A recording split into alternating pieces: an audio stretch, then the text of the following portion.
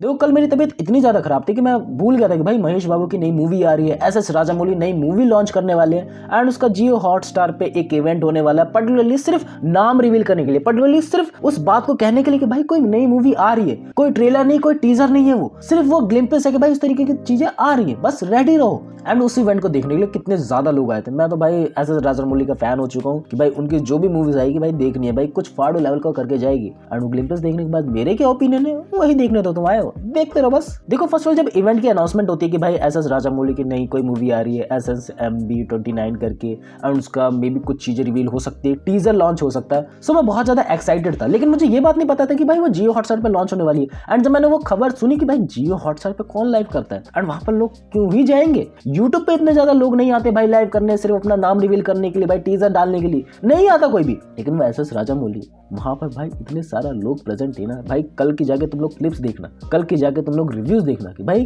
कितना ज्यादा एक्साइटमेंट था। हाँ उस लाइव इवेंट्स में भी कुछ प्रॉब्लम्स हुई। लाइव इवेंट में प्रॉब्लम होना नॉर्मल है कि भाई कुछ माइक काम नहीं करना हो गया, या फिर मैं बात लेकर चलूँ जो टीजर का प्रीव्यू चल रहा था उसमें बहुत ज्यादा लैग देखने को मिला। एंड एस राजामौली ने उस बात के लिए कन्फ्रेंस भी करा कि भाई वो सब चीजें होती रहती लाइव में, डोंट माइंड इट, वो चीजें थी, कॉमन थी, मैं समझ सकता हूँ। लेकिन मेन इंपॉर्टेंट बात पे हूँ कि भाई ओवरऑल जो ग्लिम्पस दिखाए गए किस तरीके का तुम लोग को मजा देके जाते हैं भाई, एकदम फैंटास्टिक है, एकदम ही फैंटास्टिक है। एंड वो फैंटास्टिक पना इस नजरिए से तुम लोग को दिखाया गया ना कि भाई तुम लोग को सब कुछ दिखा भी दिया गया है लेकिन तुम लोग को कुछ पता भी नहीं है। भाई मेरा रिएक्शन ये था कि फर्स्ट टाइम मैंने टीजर देखा है, मुझे कुछ पता ही नहीं लग रहा कि भाई मूवी के अंदर होने क्या वाला है। देखो इस तरह की चीजें कि बस ग्लिम्पस दिखाए गए कि उस तरीके की चीजें हुई थी, त्रेता युग में हुई थी एंड डिफरेंट लोकेशंस पे हुई थी, एंड डिफरेंट लोकेशन कैसे इसके अंदर कंबाइन करी गई है, कौन कौन से एक्शन सीक्वेंस होने वाले, बस उसके दूर से ही दिखाया गया है। लेकिन ओवरऑल अंदर क्या होने वाला है वो तुम लोग को नहीं पता। ओवरऑल ये मूवी टाइम बेस होने वाली है, टाइम ट्रैवल पे चीजें होने वाली है, या फिर उसके अंदर जो भी पास्ट स्टोरी है वो दिखाई जाने वाली है।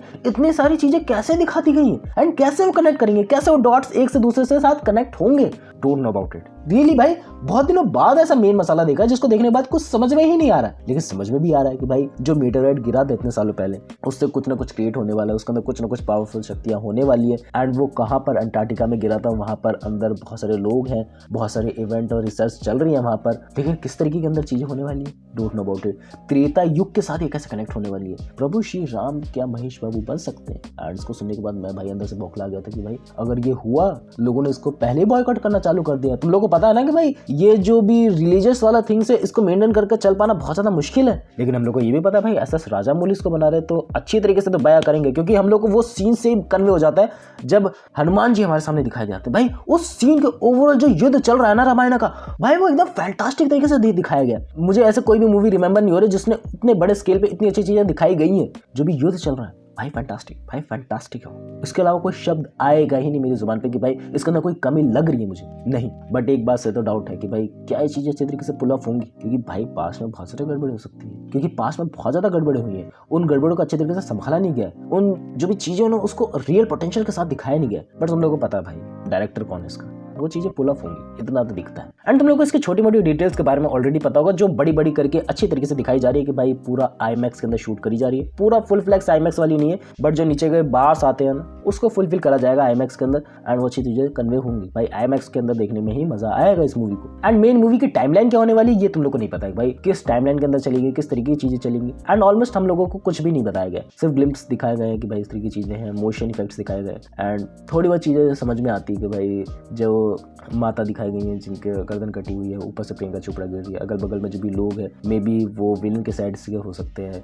एंड महेश बाबू के जो लास्ट में सीन दिखाया गया भाई उस पर तो अच्छी तरीके से बात करूंगा। एंड बात लेके चले ऑल ओवर द चीज इज गुड इनफ हुक करने के लिए, गुड इनफ टू भाई आराम से 1000 करोड़ की सेल लेने के लिए गुड इनफ है वो सब। एंड अब लास्ट सीन के बाद लेके चलते हैं, जो भी महेश बाबू दिखाए गए भाई कितने फैंटास्टिक तरीके से दिखाए गए हैं। कुछ सिनेरियो में लगता है कि भाई बहुत ही ज्यादा अजीब सा है, लेकिन जब फुल फ्लैक्स सीन आता है मैं कन्वे हो जाता हूँ कि भाई हाँ भाई कुछ बड़ा होने वाला है। किस नजरिए से होने वाला है वो नोट ना अबाउट इट कि भाई किस तरीके से कन्वे करेंगे, किस तरीके की चीजें करेंगे। बट जो नंदी के ऊपर बैठे हुए हैं, त्रिशूल हाथ में लिया, भाई गूज बम्स, इस तरीके के गूज बम्स है ना कि भाई समझ नहीं आ रहा कि क्या चीजें हो रही है। बट मजा आ रहा है देखने में, समझ नहीं आ रहा है क्योंकि एस एस राजामौली ऐसी हैं, शुरू से ही ऐसी हैं कि भाई वो कुछ बताएंगे नहीं लेकिन बता भी देंगे बहुत कुछ। मुझे अच्छा लगा, मैंने तुम लोगों को सोचा कि बता दूं भाई किस तरीके चीजें चल रही है, किस तरीके की नहीं, क्योंकि तबीयत बहुत ज्यादा ही खराब थी कल रात में, तो मैं वीडियो नहीं बनाने वाला था। बट अभी है, अभी मैं बताने के मूड में हूँ, अभी मैं अच्छे तरीके से कन्वे कर सकता हूँ उस थॉट को। तो मैंने बताया तुम लोगों को कैसी चीजें चल रही है कैसे नहीं। बाकी ओवरऑल तो गुड है। कुछ कुछ चीजों पे ऐसा लगता है कि भाई चीजें नहीं बताई गई, कुछ कुछ जगह पे लगता है कि भाई कोई भी चीज नहीं बताई गई है।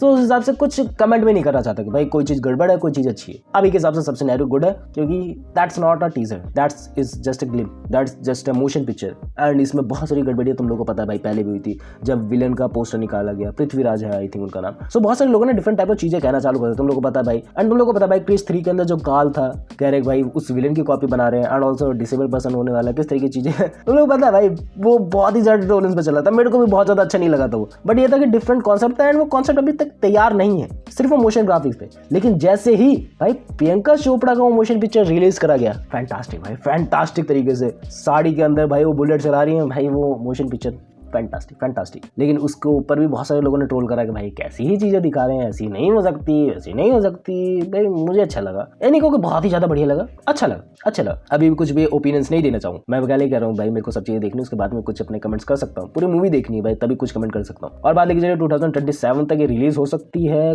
कब होगी कब नहीं वो तो भाई अपने आप कन्वे हो जाएगा, कम्युनिटी पोस्ट में अपडेट हो जाएगा इनकी। और मेरे को एक और जो बहुत ही अच्छा पॉइंट इसके अंदर लगता है, दैट वाज स्टार जो भी चूज करे गए हैं, जो भी अच्छे एक्टर्स चूज करेगा बहुत ही सोच समझ के करे गए हैं। ये नहीं कि भाई वो पॉपुलर वन है दीपिका पादुकोण उनकी जगह तो उनको ले लिया गया, नहीं, वो अच्छे होने चाहिए एक्टिंग में, वो अवेलेबल होनी चाहिए, वो उस हिसाब से कन्वे करने चाहिए अपने थॉट्स को, वो उस हिसाब से एक्सप्रेशन दिखाने चाहिए अपने, तब उनको लिया गया। वो अच्छा लगा देख के भाई, यहाँ अच्छी चीजें बहुत हद तक करी गई हैं। अब कितनी अच्छी होंगी, कितनी एक्सट्रीम लेवल पे जाएगी, वो तुम लोग को ऑलरेडी पता है भाई, उनका रिकॉर्ड पास्ट का कैसे रहा है। That's it for the video, मिलते हैं नेक्स्ट वीडियो में।